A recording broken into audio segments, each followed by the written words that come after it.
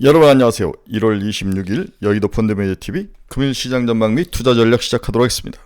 네, 정말 추운 날이 어제까지 이어졌는데 어제 오후부터는 조금 누그러지는 모습인데 오늘부터는 좀 풀린다는 이야기는 있습니다. 최저가 마이너스 4도인데 그전에 10도까지 내려가고 어려운 추운 날이었는데 여러분들 한 주 정말 고생이 많으셨습니다. 오늘 금요일 아침 금일 시장 전망 및 투자 전략 시작을 해보는데 역시 가장 눈에 띄는 게 테슬라의 마이너스 12% 하락이 눈에 확 들어오죠. 추락하는 것은 날개가 없다. 정말 날개가 없는 게 아니라 이제 날개도 없지만 털도 없는 것 같아요. 털도 없을 것 같아. 네, 이제는 중국과의 관세 문제를 또 이야기를 하면서 그 관세가 없다면 글로벌 시장은 중국 전기차에 다 잡혀 먹일 것이다. 아주 굉장한 이야기들을 하는데 이게 결국 다음 정권인 중국 트럼프의 강력한 어떤 그 중국과의 무역 마찰 이런 것들을 예고하는 것들인데 앨런 머스크는 트럼프하고 친한데 굉장히 우리 한국 시장에는 도전적인 일들이다. 그렇게 반가운 일은 아니라는 거죠. 이제 시장은 FOMC로 이제 관심이 쏠리는데 좋은 이야기는 나오지는 않을 것 같아요. 이러한 것들이 지금 시장에 좀 반영되고 있는 게 아닌가 그런 생각도 해봅니다. 특히 한국이 이렇게 미국과 좀 따로 노는 모습 이유는 뒤에서 잠깐 한번 언급해 드리도록 하겠습니다. 무거운 마음으로 미국의 지수는 그렇게 또 나쁘지는 않았지만 무거운 마음으로 시장 시작해 봅니다. 금일 시장 전망 및 투자 전략 출발합시다. 구독, 좋아요 많이 눌러주십시오. 먼저 미국 시장 추이를 보면 다우는 0.3% 상승, 나스닥은 0.06.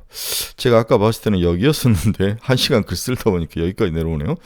다음에 S&P 500은 0.32% 상승, 나스닥이 막판에 윗꼬리를 달고 내려오는 모습. 어제 우리나라 시장도 주식시장이 정말 좋은 종목들 윗꼬리 조심해라. 특히 제가 어버브 반도체, 제주 반도체 다 윗꼬리들 조심해라 이야기했는데 윗꼬리가 무서운 하루였다 이렇게 볼 수 있습니다. 미국 금융시장 키포인트 한번 봅시다. 미국 작년 4분기 성장률 웃음이 안 나왔는데 3.3입니다. 우리나라 2.1인가 했죠. 미국 3.3 대단합니다. 개인 소비가 2.8, 민간 투자가 3분기에 10이었는데 2.1, 재고 투자가 0.07, 주택이 1.1 이런 식으로 해서 개인 소비가 시장을 받친다. 이렇게 봐야 될 것 같아요. PCB 물가지수는 크게 우리가 변함이 없이 우리가 예상한 대로 나왔습니다. ECB 기준금리 3회 연속 동결, 라가르드 금리 인하는 시기상조이다. 국제유가 3% 이상 상승하며 WTI가 77달러대 초반에 진입을 했다. WTI가 오른 이유는 미국의 원유재고 하락, 우크라이나가 러시아의 에너지 시설 공격을 한 것, 국제유가의 급등 이런 우려감으로 급등을 했다는 거죠. 두 가지가 큰 이유가 있는 것 같은데 WTI는 77.27달러, 2.9%나 상승을 했는데 이건 결국 다음 달 우리 물가에 디스인플레이션에 악영향을 미치는 그러한 요인, 거기다가 경제 GDP까지 좋은 이 상황, 소비까지 좋은 상황에서 금리를 인하한다는 것은 이제 거의 불가능한 상태이다. 언제 6월도 아니고 9월이나 가야 되지 않을까 그런 생각이 드는 거죠. WTI가 상승해서 77달러까지 올라왔다는 그런 슬픈 소식을 일단 전해드립니다. 미 주간 실업보험 청구 건수가 21만 4천 건, 시장은 19만 9천 건을 예상을 했는데 21만 4천 건으로 나름대로 좀 상승을 하면서 그나마 좀 다행이라는 생각도 듭니다. 애플이 EU 규제에 따른 앱스토어 개편을 발표했다. 앱 사용사에 대해서 자유를 많이 주기로 했다. 바이든 대선 경합주에서 7조 원 정도의 운송 인프라 투자 계획을 발표했다. SEC 지역은행 대상 상업용 부동산 리스크 점검을 강화한다. 여기에 또 문제가 좀 발생을 할 수 있다는 것을 의미하는 것 같아요.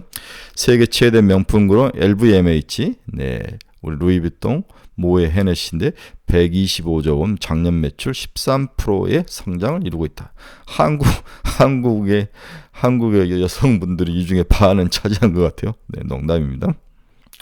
그만큼 잘 되는 쪽은 더 잘 되고 못 살고 잘 안 팔리는 쪽은 더 안 팔리는 이중 극단적인 차별화 이런 것들이 나타나는 거죠. 이게 이제 사회가 선진국으로 갈수록 동맥경화에 걸리고 부가 움직이지 않는 거죠. 위에 있는 돈들은 위에서 놀고 위에 있는 돈이 어떤 정책과 경제적 시스템을 만들어도 아래로 가지 않는다. 그래서 밑에 하층에서의 계층이 수익이 낮은 계층이 위로 가기에는 하늘의 별 따기다. 이미 위로 가는 사닥다리들이 다 없어지는 거죠. 옛날에는 공부를 잘한다든지 뭔가 있었는데 지금은 그러한 계층 이동이 거의 없다라고 봐야 될 것 같아요.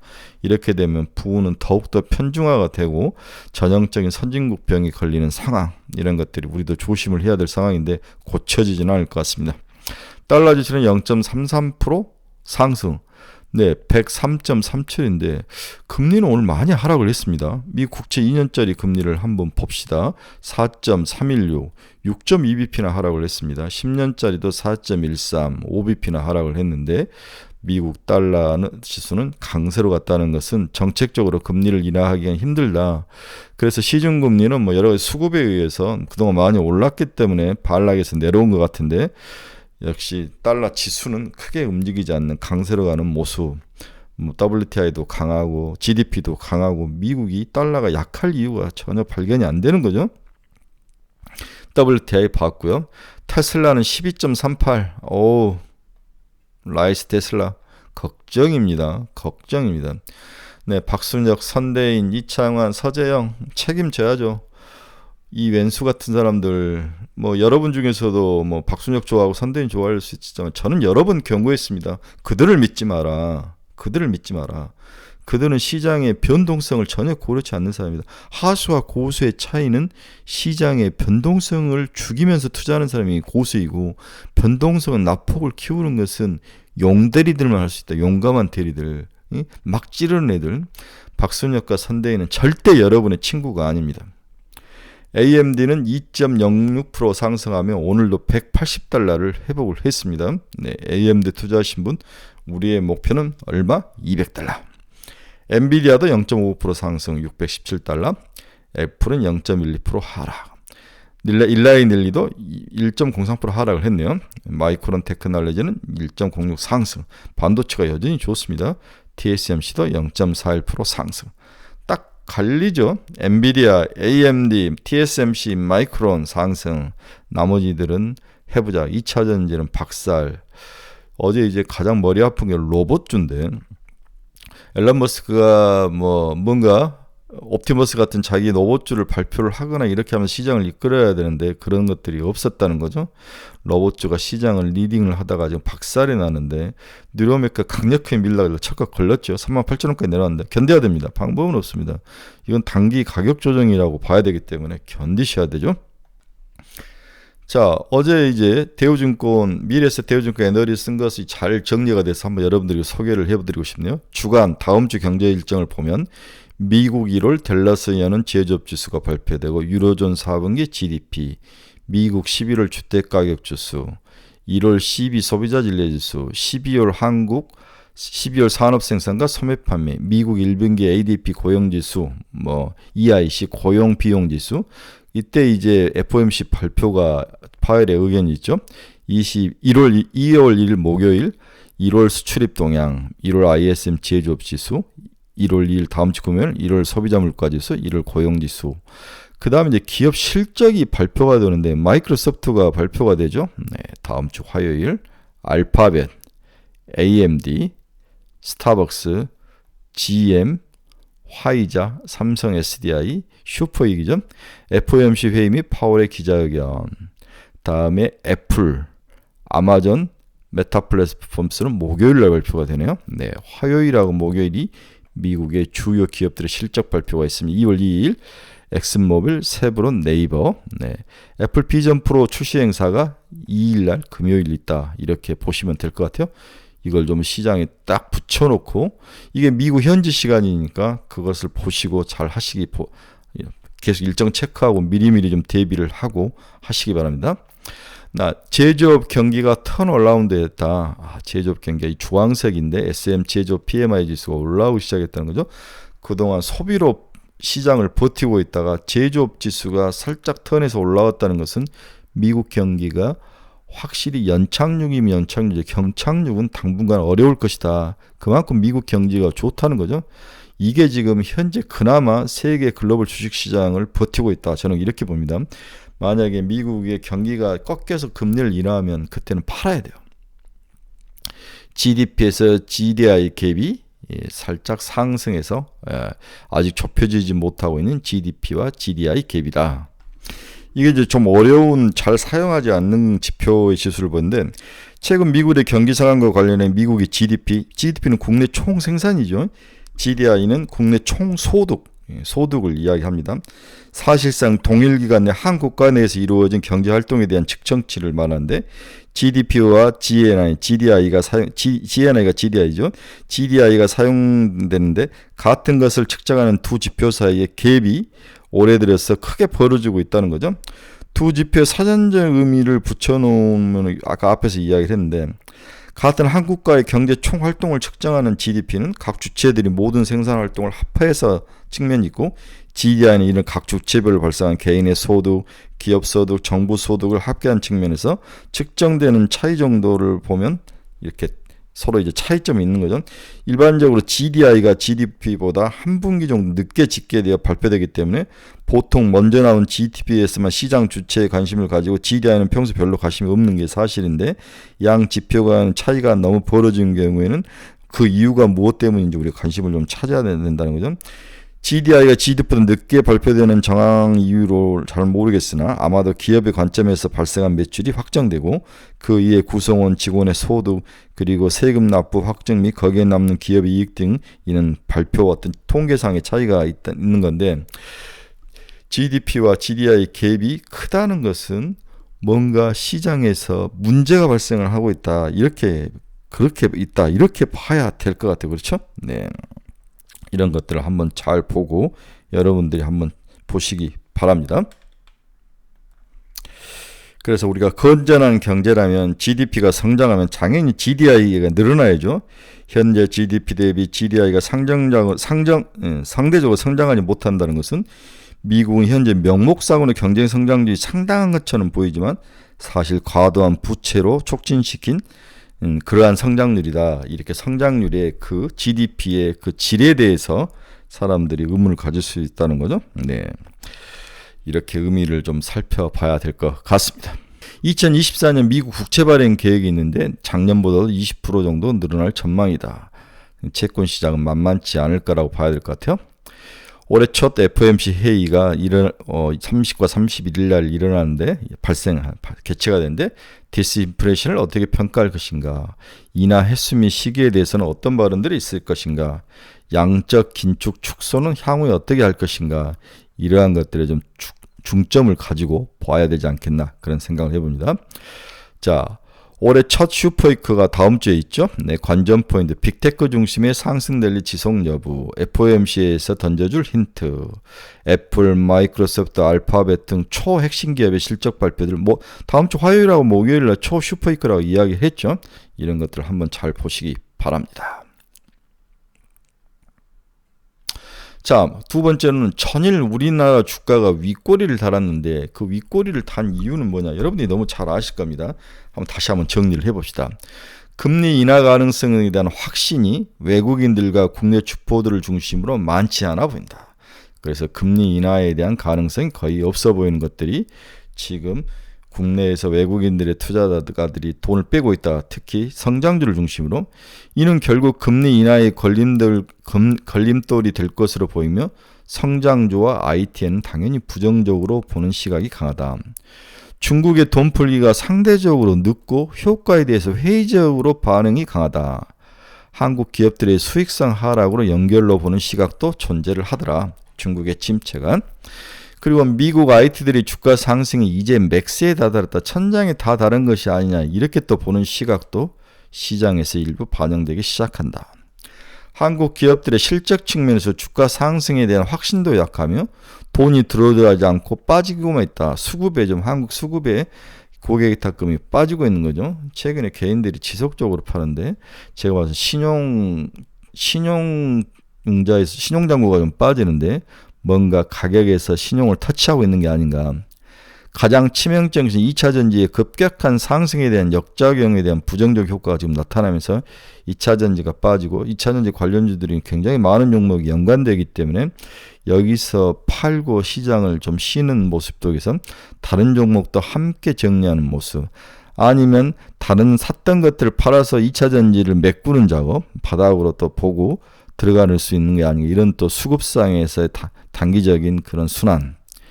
여기에 트럼프 승리 확률이 높아지면서 미중 무역 갈등이 재점화될 가능성, 가장 큰 피해주는 바로 한국이다라고 보는 시각도 존재한다.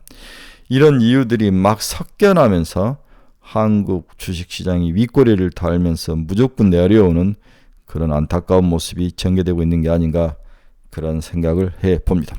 가장 중요한 것은 결국 미중 간의 갈등 격화, 중국의 해부작거림, 저 침체, 돈을 아무리 집어넣어도 살려내기는 힘들 것 같은 경제 시스템, 정치 시스템, 이러한 갈등들이 결국 한국 주식시장 기업들에게 향후 미래 실적에 대해서 부정적인 효과, 이런 것들이 크게 반영이 되고 다음에 금리가 내릴 것 같지 않는 그런 모습, 성장주에는 치명타를 가하고 있는 게 아니라 다음에 중국에서의 돈이 빠져야 되는데 한국이 글로벌 호구 역할, ATM기 역할을 하면서 한국에서 돈이 빠지는 모습, 이런 것들도 현재 한국 시장의 해부작거림을 대표적으로 보는 이유 중에 하나가 아닐까, 그런 생각을 해봅니다. 지난 12월 수출 지표가 발표가 됐는데 수출 개선이 국내 운수업 회복으로 연결됐다. 한국 2023년 4분기 GDP는 전년 대비 YoY 2.2, QOQ는 0.6 증가하며 3개 분기 연속 플러스 0.6 성장을 달성했다. 2023년 연간은 전년 대비 1.4%의 성장으로 마무리됐다. 정말 큰일입니다. 네, 현 정부가 정신을 차리지 않으면 이 늪속에, 저성장의 늪속에 빠지는데 정치 싸움만 하고 있는 게 참 가슴 아픕니다. 지출 항목별 성장 기여도를 보면 건설 투자 마이너스 0.7은 부진했지만 순수출이 0.8%, 설비 투자 0.3, 민간 소비 0.1로 GDP 성장에 도움을 줬다. 1년 만에 증가세로 돌아선 수출이 단연 GDP 성장률에 가장 큰 영향을 미쳤다. 그 가운데 다른 거 볼 것 없이 반도체다. 네, 반도체가 가장 중요한 역할을 하고 있다고 봐야 될 것 같아요. 네, 2023년 10월부터 수출이 플러스로 계속 증가를 하고 있죠. 기여도의 가장 큰 핵심은 반도체다. 이 정도만 이해를 하시고, 반도체가 죽으면 경제가 박살나는 거죠.